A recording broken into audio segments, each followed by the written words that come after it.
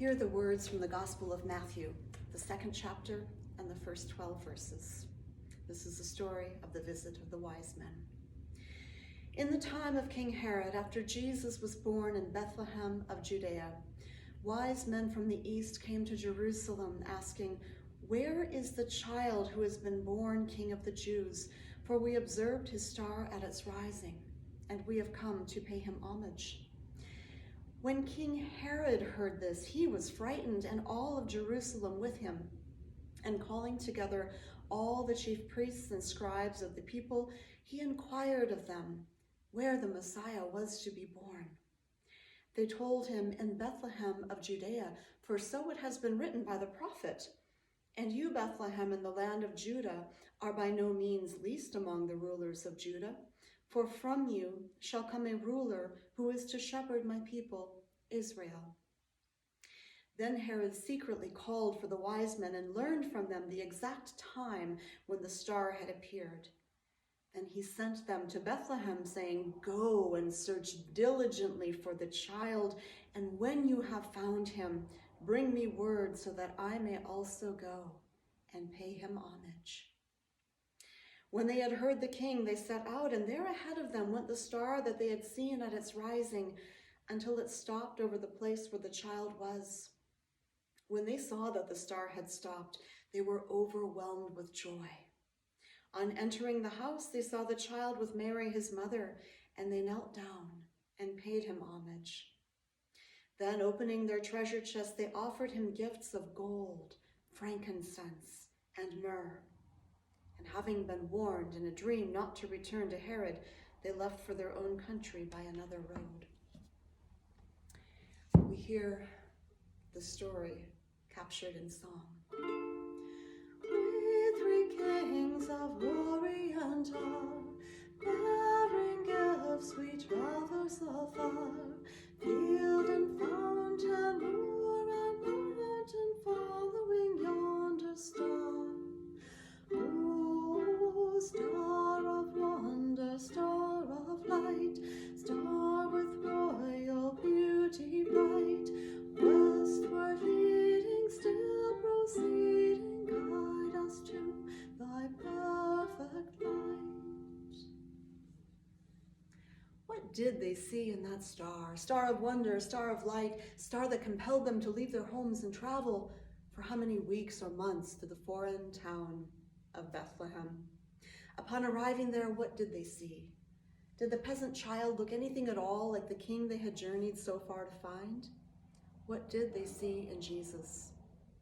Whatever they saw, they were overwhelmed with joy, and they knelt down and paid him homage. The stars had aligned with their prophecies, and in this little boy, they saw a rightful king, maybe even a righteous king sent by God to lead the Jews into a glorious future. How beautiful was this star child, seen through the wise and wondering eyes of the Magi. But not everyone saw him this way. When King Herod the Great heard the Magi calling some brat from Bethlehem king of the Jews, all he saw was a threat. For he, Herod, was already king of the Jews. News of a newborn king brought him no joy, only dread, as he fell into a jealous rage. For Herod the Great was no great fan of children, particularly children who threatened his position as king. The running joke in those days was that it was better to be a pig in Herod's court than to be his son, for the Jewish dietary laws kept pigs safe from the knife. But Herod had been known to have his own sons killed for looking too longingly at his throne. His crown meant more to him than the heads of his own children. What then did he care about the children of Bethlehem? He would have them all destroyed at the mere rumor that one of them might be a threat to his place on the throne. Reading the 2nd chapter of Matthew is like seeing Jesus through a pair of bifocals. He looks different as we shift our gaze. Looking up like the Magi who saw his destiny written in the stars, we see a king to be honored and adored, but from Herod's perspective, looking down, which is how he looked at everyone who was beneath him in rank. Jesus is a threat.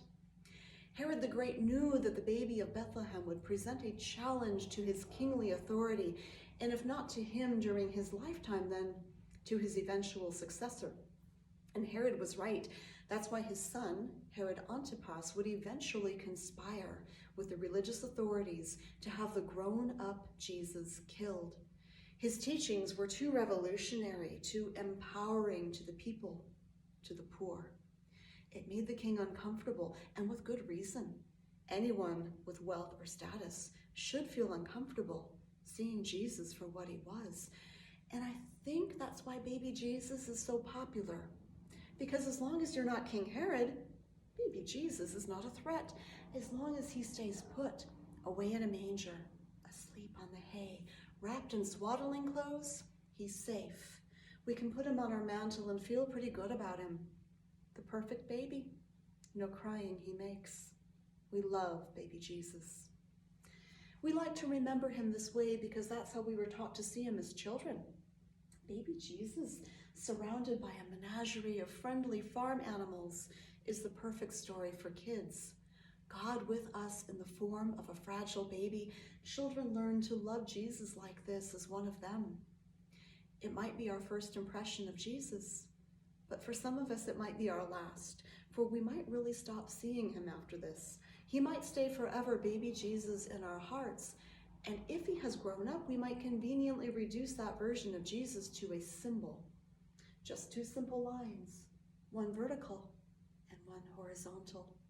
If he has outgrown the cradle, then let us contain him on a cross, no longer a threat to anyone. What would we see, though, if we really looked at Jesus, not with childish naivete, but with mature curiosity? What if we looked at him as someone who could show us how to live in accordance with God's will?